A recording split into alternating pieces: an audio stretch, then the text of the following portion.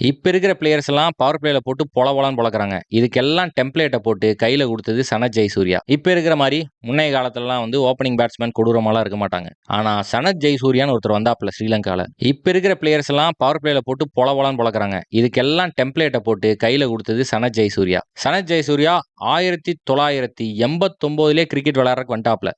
பல சிறப்பான பெர்ஃபார்மன்ஸ் எல்லாம் போட்டிருந்தாப்ல. ஸ்ரீலங்காக்கு ஒரு வேர்ல்டு கப்பையும் ஜெயிச்சு குடுத்தாப்ல. அப்பல்லாம் தடால் அடினாலே ஜெயசூர்யா தான்.